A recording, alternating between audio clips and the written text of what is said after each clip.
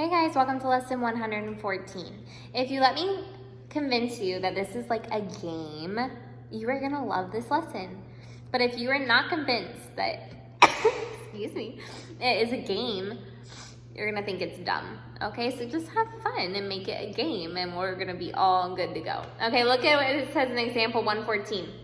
What we're doing now is if you look at don't even look at the paragraph yet, just look at what it says. A is y is greater than or equal to 1/2 x minus 4 and y is greater than or equal to negative x squared plus 4x minus 1. So what you're doing now is look what the title of the lesson is, nonlinear inequalities. Now you're going to be graphing inequalities onto a graph that are not just lines. There's going to be like one line and one parabola or one line and one circle. Okay, so what you're going to do is then decide which region it should be shaded into according to the inequality. The cool thing is that they're not even making you graph the line and the parabola or the line and the circle. They're just telling you to decide if it's going to be shaded in region A, B, C, or D. Okay, so honestly, this lesson can be considered a game. See how I'm trying to convince you of that? Okay, so look, it's going to be a short lesson today. I know you don't believe me, but it really is. And actually, I'm going to show it to you on the page. So we're not going to look up here. I'm just going to take the camera and put it right onto the graph and then talk to you about why it is the region that they say it is so that you can understand it, okay?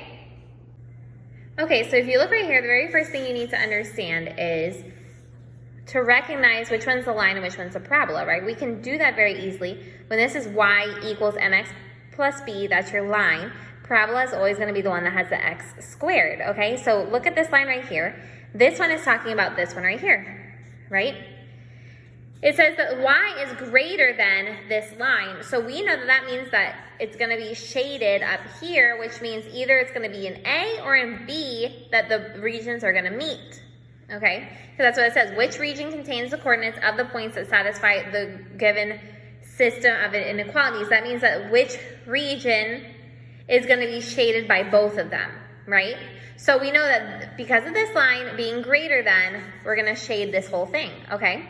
So in our mind, that's what we do.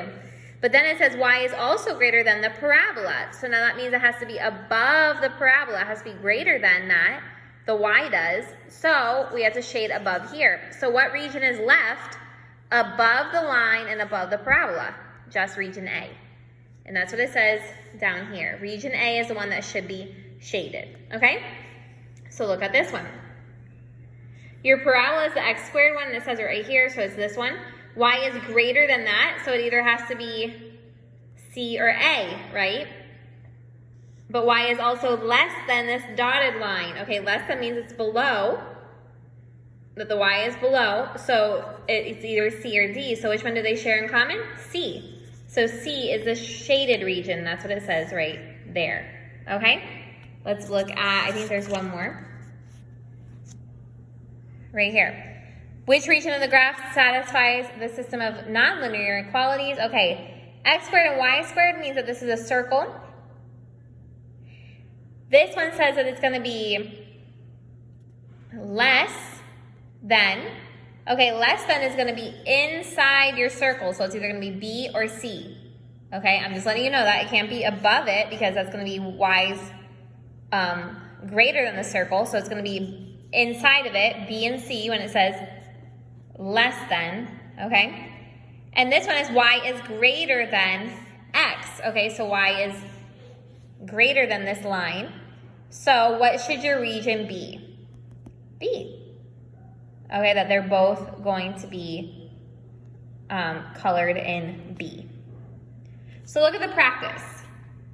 Go ahead in your head, before I tell you, decide. If on this time, the circle one is greater than 9, and y is greater than x.